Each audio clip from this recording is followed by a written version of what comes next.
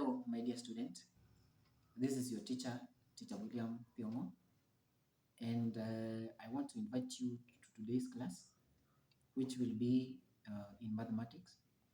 And I want us to learn today how we represent the information from a field book that are usually done by survey, those people who do survey. And then you are asked to represent the information on a scale drawing on a piece of paper. And then using the scale drawing, you do what is called the calculation of the area of that particular field.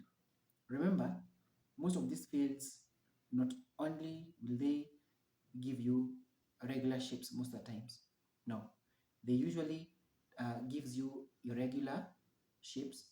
And for that reason, for us to be able to calculate the area of that particular field, we have to make the drawing, that is the actual scale drawing.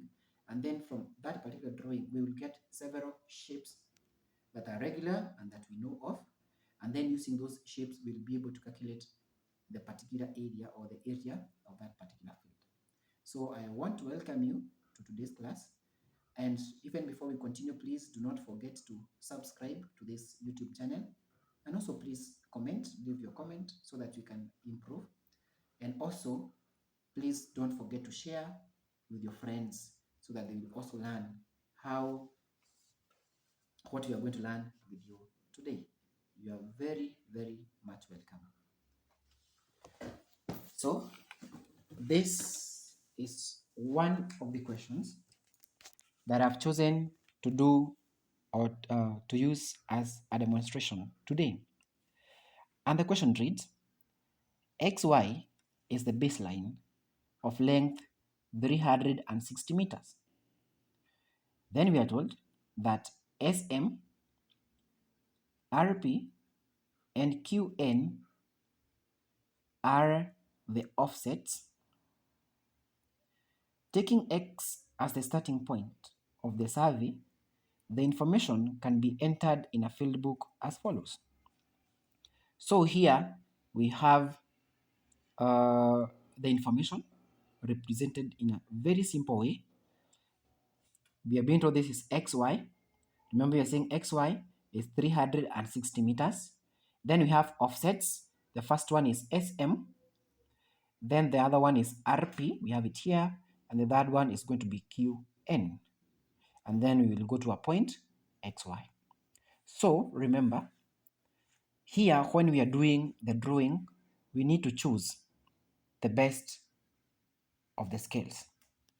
So depending on the space I have to represent this particular information, remember I'm supposed to use more than half of the space that I have. For example, I have this page on which I'm supposed to represent this information. So what we do, we select the best of the scales. The scale can be anything, but remember, you need to consider the space that you have. So in this case scenario, we will say, we are going to use 1 centimeter to represent 20 meters. 1 centimeter to represent 20 meters.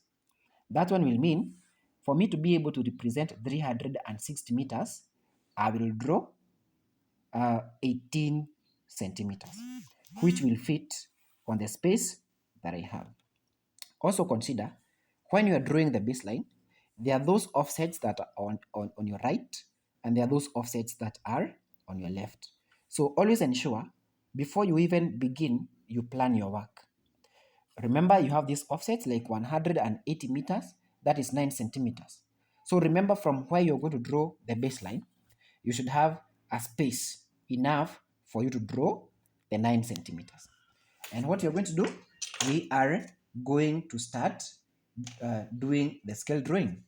So first, we are going to start by marking point A. So we start by drawing a straight line like that, a smaller one. Then you mark a point here, and let's say this is our A. Then ensure that A and where, X not A, where your X is going towards Y lies at an angle of 90 degrees. So in that case, we will have to join these dots that I've just drawn here or made. Then you make your baseline like this. make your baseline like that. Then remember, your baseline is around 18 centimeters. Your baseline is around 18 centimeters depending on the scale that we have. So this one, we will see whether we'll need to add at the top there or if we will not be required to do that. So here we start. This is our point X. And we have the first offset, it is SM. So from X to S, we have 120 meters. And depending on the scale that we're using, 120 can be represented by 6 centimeters. So measure 6 centimeters, and then from your X to where you have S, you make a point, a mark like that. Then call this S, and then say this is 120 meters. Then from S, we go to M. So turn your drawing like this. Then ensure that where S towards M is, it also lies at an angle of 90 degrees. So you make a mark like that. Then you draw a line first of all. Just draw a line to the mark to S. Then from there we know that from S to M, that is 60 meters. And using our scale, 1 centimeter represents 20.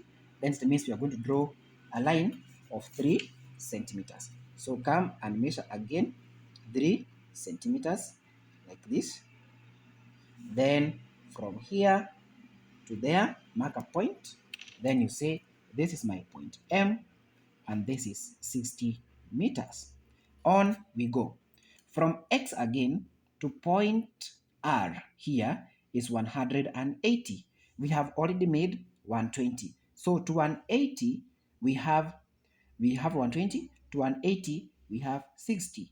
How do we represent 60? 3 centimeters again. So come here, mark 3 measure 3 centimeters. Then from S to where we have our point R, you make a mark like that. Call this R. And remember, we had 120 to 180. This becomes 60 meters as well. So if you were to add 120 plus 60, becomes 180. Then to where you have our point, this was supposed to be, to where we have our point P.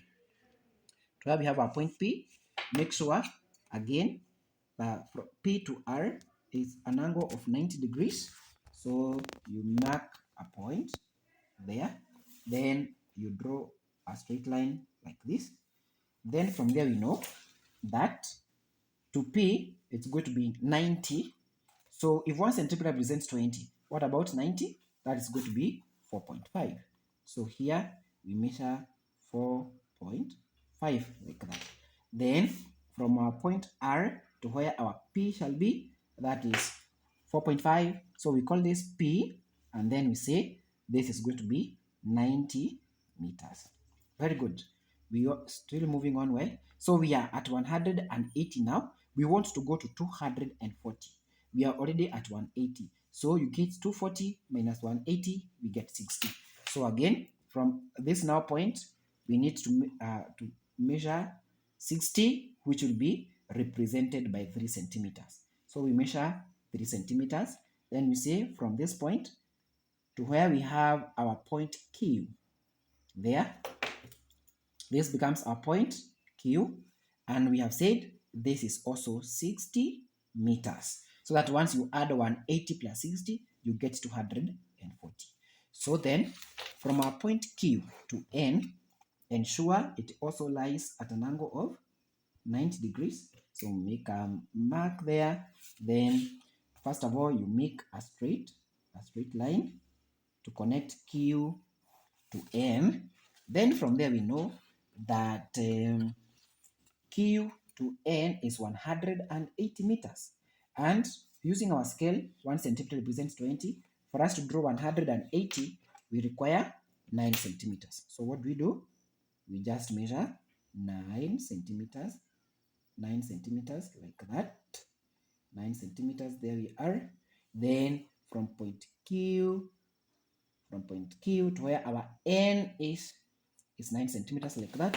So my line was a bit smaller, so ensure again your line is continued like that until you go to where your N.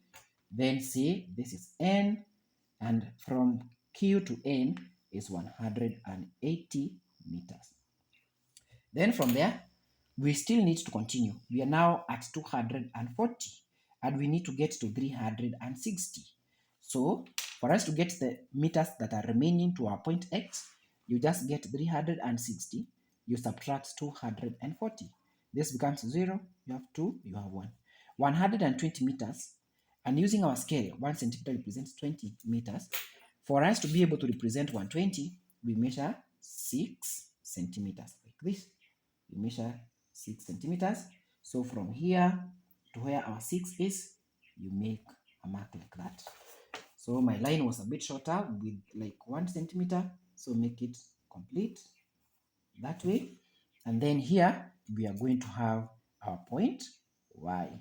Don't worry, it has gone into the information that I had. Then once you are done with this, ensure that all the points are joined.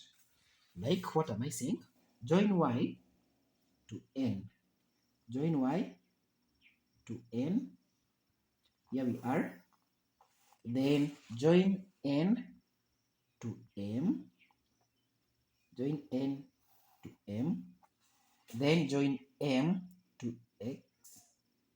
Join M to X. Then join X to P.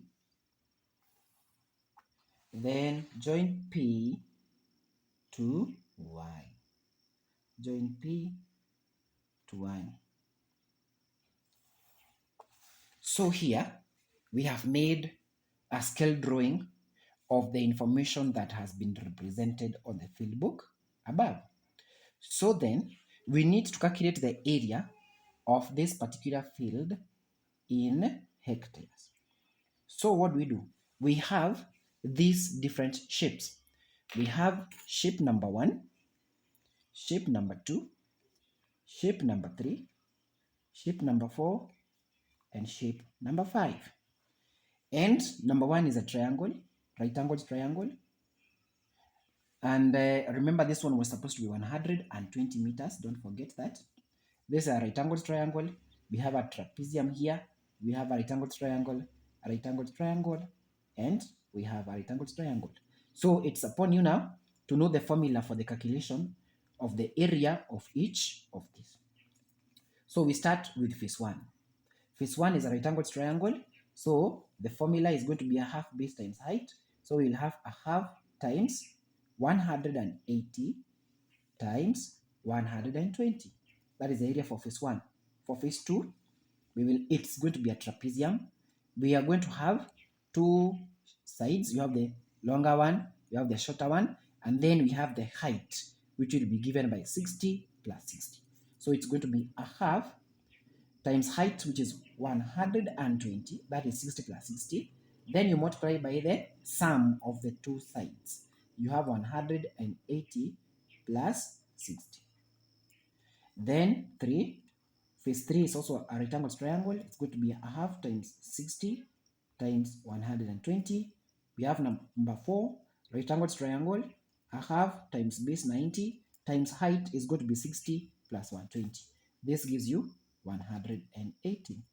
Then we have phase 5, again a rectangle triangle, which is going to be a half times base, which is 90, times height, which is going to be 60 plus 120. That gives you 180. So then we cancel where possible. This is going to be by 2, 1 by 2, 90. Then you're going to have 120 times 90, 0, 0, 18, carry 1, 9, 10. So for this one, 10,800 meters squared. Then if we add 180 plus 60, we get 240. So we cancel where possible by 2, 1 by 2, 120. 120 times 120 becomes 14,400 meters squared. Here we are by 2, 1 by 2, 60. This gives us 3,600 meters squared. By 2, 1, by 2, 90. This gives us 8,100 meters squared. By 2, 1, by 2, 90. This gives us again 8,100 meters squared. So we have all these areas. So what you are going to look for is the total area. Total area is equals to 10,800 plus 14,400. We first of all do for the first two. This is 0, 0, 12, carry 1, 5, and 2. Then we add the next one, 3,600. We add, this gives us 0, 0, 8, 8, 2. And then we add 8,100. You add that, you get 0, 0, 9, 16, carry 1, 3. And then you add the final 8,100. This is 0, 0. This becomes 10, carry 1, this is 14, 15. And then you add 1, you get 4. So our final area here is equal to 45,000 meters squared. However, up to this point, we have been able to get the area in meters squared, but we need to get the area in hectares. So we know that 1 hectare is equals to 10,000 meters squared. What about 45,000 meters squared? You get it's equal to 45,000 divided by 10,000. That and that goes, and then we get our final answer is 4.5 hectares. 4.5 hectares. So you see, my dear student, this is how we go about representation of the information from a survey. And thank you very much. I know that you have really concentrated and you have enjoyed our class. So, as I said, as we are beginning, please don't forget to share this with your friends so that they will also learn how to do some of these survey questions. So, until we meet again for our next class, for those of you in high school, it's a goodbye. May God bless you and have a nice day.